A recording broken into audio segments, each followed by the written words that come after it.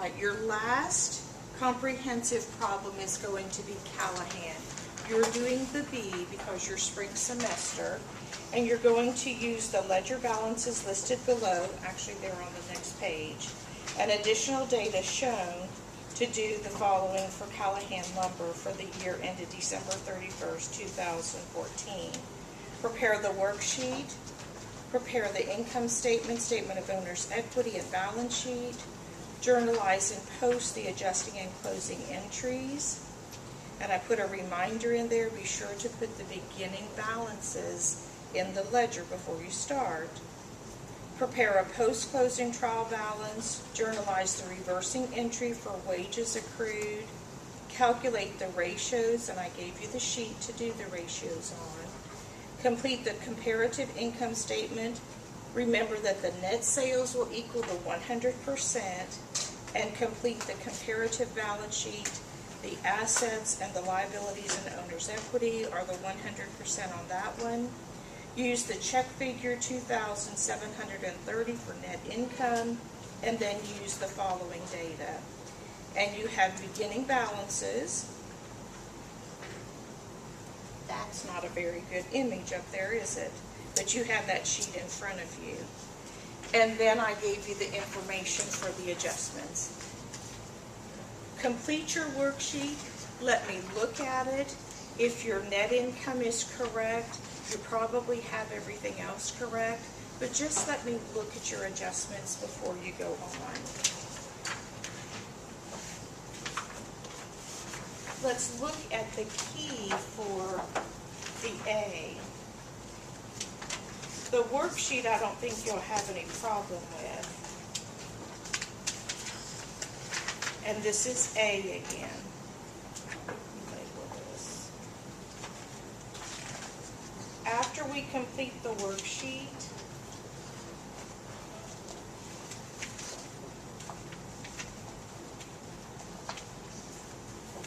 then we will record the adjusting entries. And again, this is the A. If you're using the heading adjusting entries, you don't need to write a description after each one. And you have enough space to leave a blank line in between. Okay, so you don't have to write a description after each one. If you did, that's not incorrect because you have labeled an adjusting entry. Then you have your closing entries, and you have enough journal pages to skip a line. Closing entries just go right underneath the adjusting entries, and you'll need to use the income statement in order to determine the balances that we're going to close. Remember, we want to close all of the temporary accounts. This is the A part, but you can go back and look at this the video if you want to, just to check yours to make sure that it's looking correct.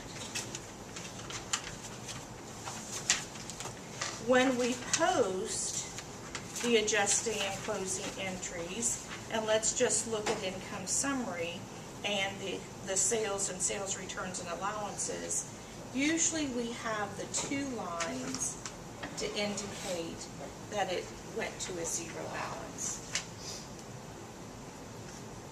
Okay, so record that. That shouldn't be anything new, and it will be a good refresher just to go back and practice that posting. There's an example of the post-closing trial balance.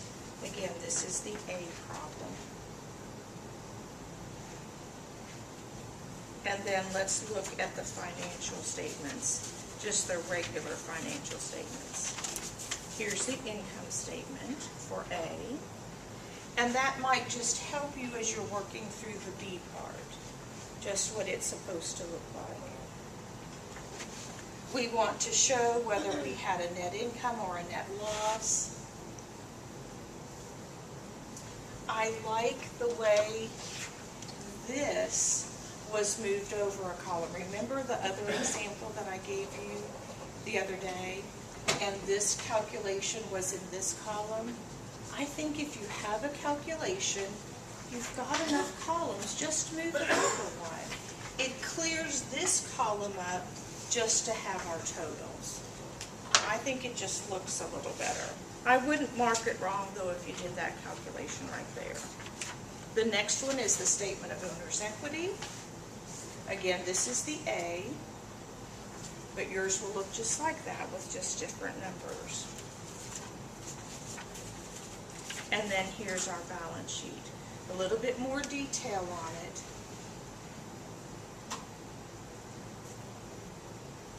And we want to make sure that the assets equals the liabilities and the owner's equity. Then I asked you to complete a comparative income statement and balance sheet. Our book does not show this.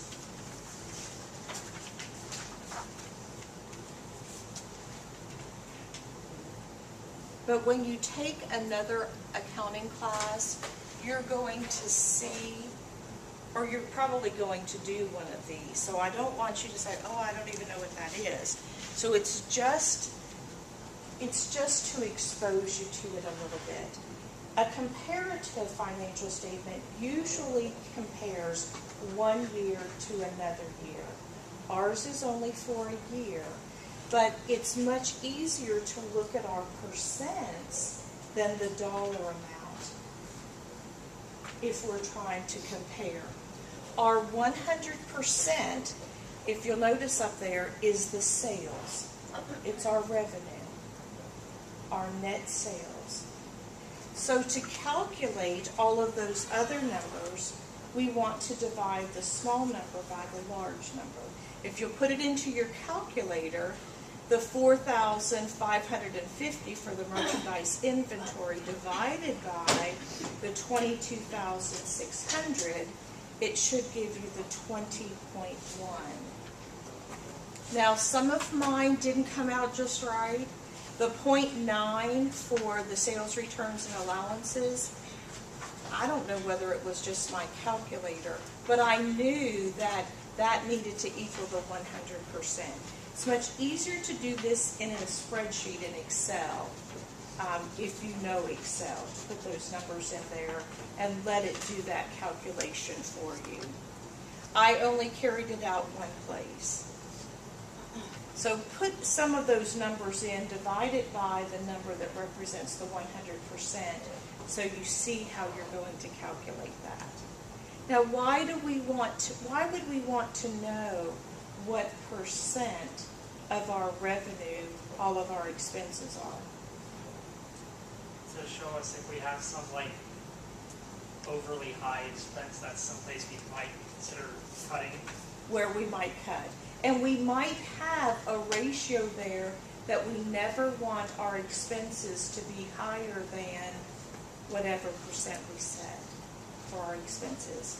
If they are, we probably need to make some cutbacks. And again, the comparative statement usually has more than 1 year on there.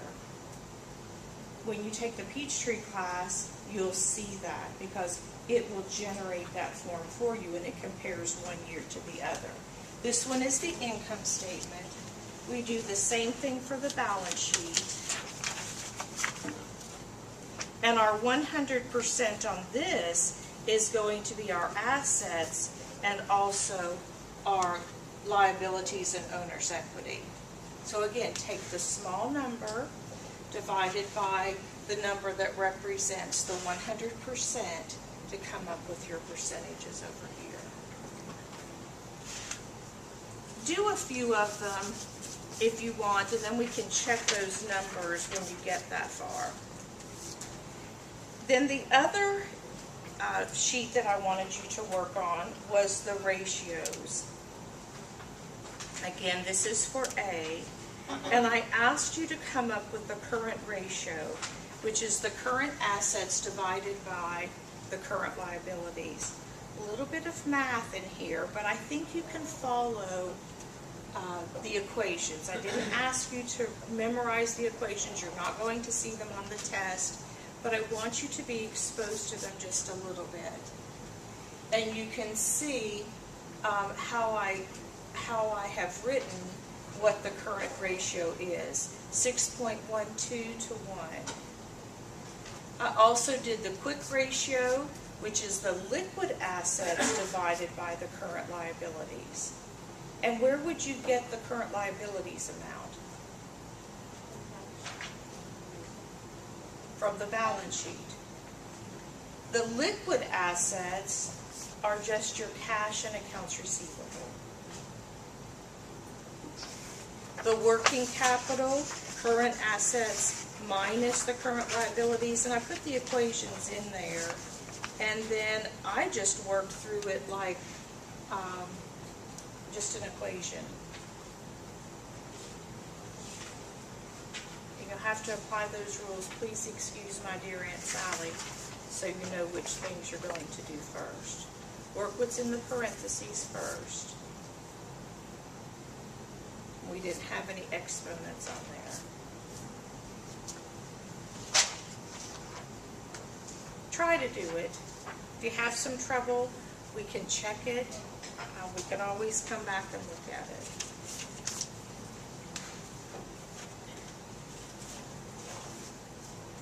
Again, you're doing the B part this semester.